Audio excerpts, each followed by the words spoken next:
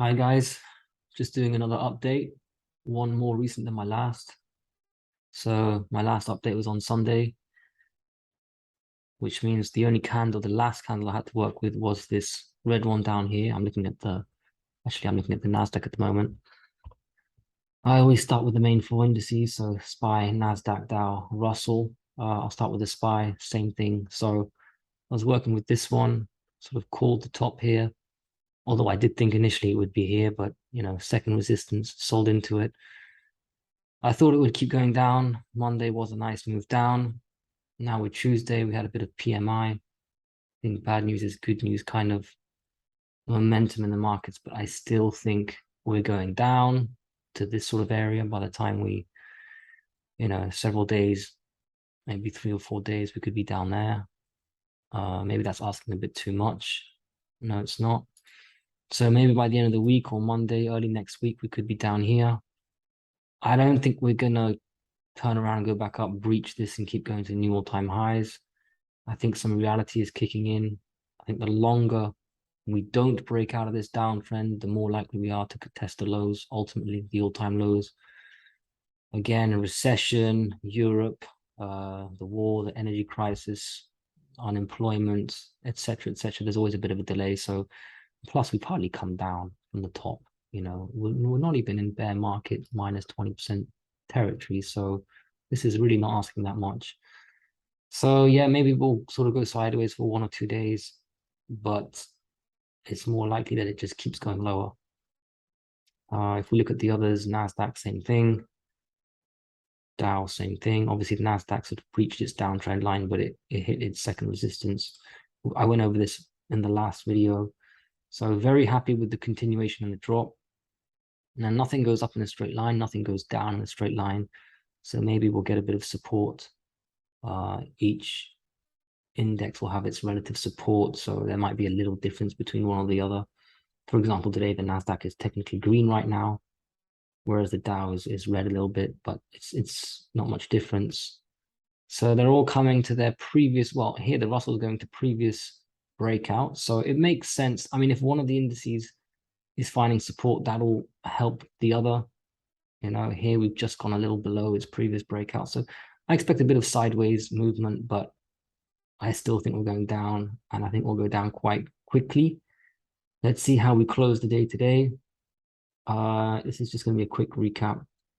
I haven't actually looked at all of the charts myself. I've been a bit busy today. Not much action in the yields. So it's just more sideways. It's kind of a nothing day. There are obviously some stocks moving, but in the grand scheme of things, gold and silver did have a nice pop along with the market. I think this was PMI data that was bad, so more likely to slow the rate of increase in interest rates. So everything had a bit of a pop. Now gold and silver have come down quite a bit also. So it's, it doesn't take much for a bit of a relief bounce. But again, I think we'll go sideways.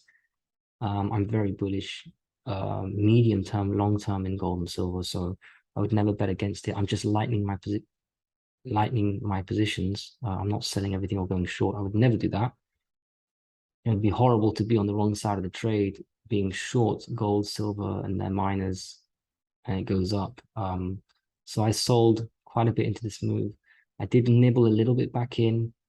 It was up a bit more, especially the miners. If I look at the miners, because that's really where most of my money is in. So I was regretting not going in a bit more, but come down quite a bit along with the market. So let's see. I think we'll go sideways a bit, and I do hope it goes lower so I can buy more because I'm greedy. But they had a bit of a decent day today. One of the strongest sectors today, especially the individual miners, which I'll get to now. So this is my portfolio. Newmont's been pretty good. And actually something I forgot to mention, if I zoom out of this, you can see the long-term trend line in Newmont. I didn't notice it the other day. I'd drawn the line already, but it did bounce perfectly off this long-term ascending line. So actually Newmont was one of the stronger stocks on Monday, I believe. Well, let's see. Yeah, you see Monday, it was a bit of a green day.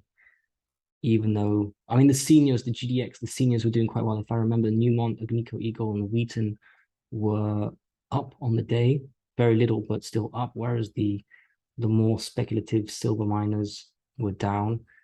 Obviously, here, for example, Newmont closed at sort of 43.50 on Friday, and then Monday it was actually up a little bit, but nonetheless up. But they won't move as much as the speculative ones on big days. So here you can see typically the silver aggressive ones that I like, the Fortunas, Alexco, Curl Darlene, and First Majestic. These four very aggressive winners. I also like Grand Columbia. Well, obviously I like all of these because I'm in them, but they are the sort of what I call the medium, more aggressive stocks. And they go down and up more than the more senior ones I have up here. I like to balance everything out. I like to sort of try and be a bit precise. I don't want to buy the GDX or the GDXJ. Plus, I'm in Europe and I can't. There's some ETF rule against owning GDX and GDXJ. I used to be able to, so it forces me to be more precise. And I don't want to just buy 2 or 3 stocks and you never know, something can go wrong. I mean, I had Alesco. Actually, I said Alesco before. I meant Endeavor EXK. But I had AXU before. It tumbled. I had that in one of my earlier videos, and then I sold into the bounce after the big flush. And you can't get married. I've been married to quite a few stocks. I got destroyed on a few, thankfully not completely. And I've come back from the ashes and I'm doing quite well. I've been trading for about 10 years, maybe just a bit more. So the objective is to survive. And if you don't die, you end up sort of making it, I feel, with experience, knowledge, and discipline, risk management. So that's part of the strategy of spreading my miners. I try and get the best ones, spread it. I got some seniors that I trust and like. I got some junior, medium ones that I trust and like, and some more junior speculative ones. For example, Trillium that I really thought was great today, down 12, 13%. Some private warrant or something, I don't know what it was, but negative news. But actually it's been destroyed quite a lot recently, so I don't actually think it will go to new lows, and I've already bought this range, so I don't mind. I give a lot of room in these, maybe 20 to 30%. So if it moves up 20 to 30%, I'll trim. If it goes down 20 to 30%, I'll probably buy, depending on the general market and the sector. So anyway, that's a quick wrap up. Markets are sort of sideways today. I think the general trend short term is down. It could even end down today, maybe not the miners and the metals, but the general markets. So I just want to do some more frequent updates because I think I called some good moves recently and I enjoy doing it. I'll cover my individual stocks maybe in a separate video. I'm not sure if you care about those. My main aim is the commodities, gold and silver miners. So I'll leave it there. Enjoy. And thank you.